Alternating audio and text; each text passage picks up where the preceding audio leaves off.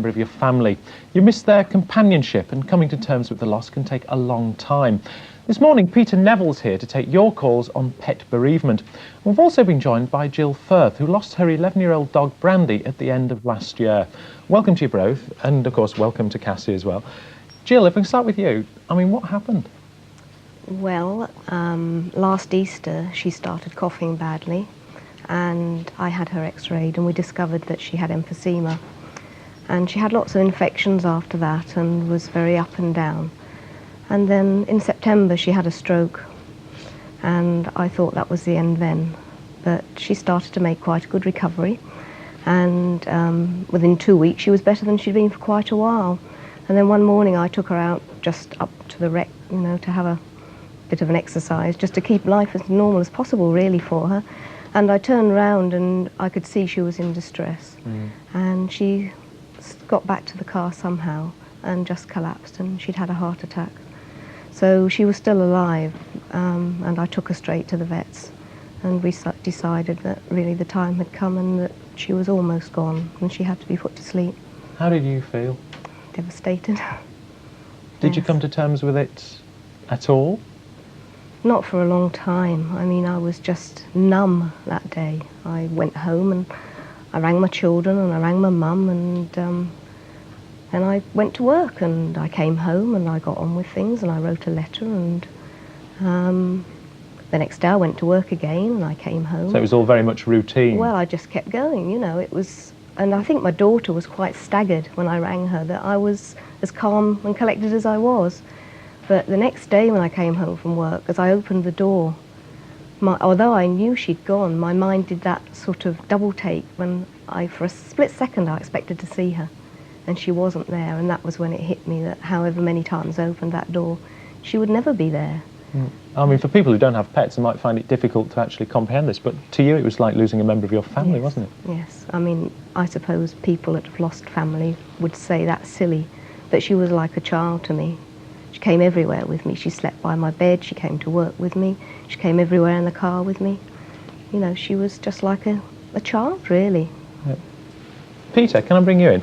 I mean, what Jill's saying there obviously has upset her. And I know, Jill, as well, that you've replaced Brandy as well now, but you went through a period of grieving, didn't you? Oh, yes. How long for was that? Well, it was 10 weeks before I replaced her. Right. I felt it would be disloyal to her if I went straight out, and I wasn't ready anyway. Is that a typical story, Peter? That's a very typical story, this sort of period, a sort of delayed shock reaction, and then, you know, it dawns on you that your dog has gone or your cat has gone. And I think what Jill went through there, this period of coming to terms, and then I think at the end being ready not to replace the other dog. You could never replace Brandy, but being in a frame of mind to take on another character and love that character for their own special nature rather than comparing all the time. And we do go through exactly the same grieving as we do when we lose a human companion. People are sometimes embarrassed about it. They are sometimes afraid that they're sort of being silly. But, you know, you can have a dog for 15 years, you can have a cat for longer, and they stay around longer than your own family. You build up quite a bond. Yeah, well, I know a lot of people have been hitting the phones today about this subject, so let's go straight to the open line. That's Anna Coleman from Porth Call. Good morning to you. Morning. You're through. What would you like to say? The reason I'm calling is about my next door neighbour. She's 88 years old, and 2 weeks ago she had to have her cat put down because of kidney troubles, and she now seems to have lost the will to live because her cat was the last thing she had left. And I don't know what we can do to help her. I don't think she would like another cat, so I don't know what we can do to help her. Yes, I mean, it comes as a terrible shock. A lot of elderly people do worry about what will happen to their cat if they precede their cat.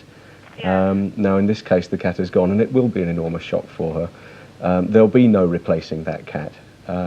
What you might be able to do is to have one of these sort of visiting schemes whereby someone who has a nice cat, or even a dog perhaps. Yes, our two cats from our house go round there anyway, and she feeds them.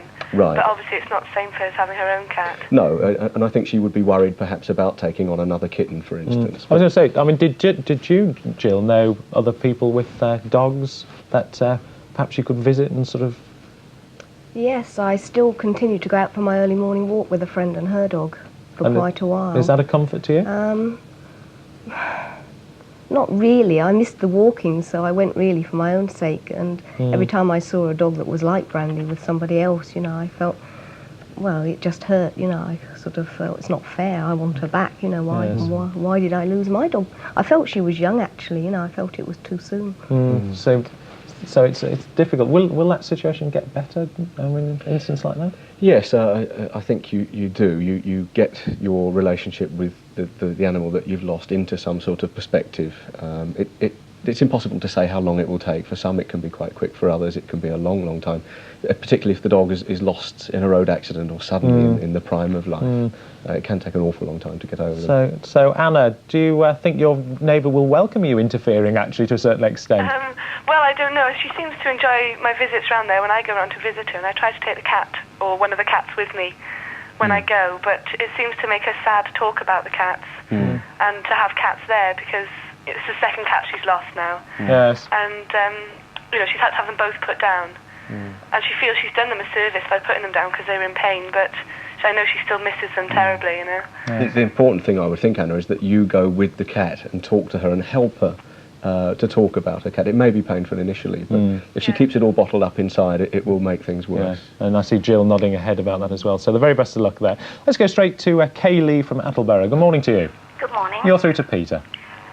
Good morning, Peter. Good morning. I have a cat and a dog that turned 17, and the dog has got cataracts and is deaf, and the cat is deaf, and I know I haven't got many more weeks with them.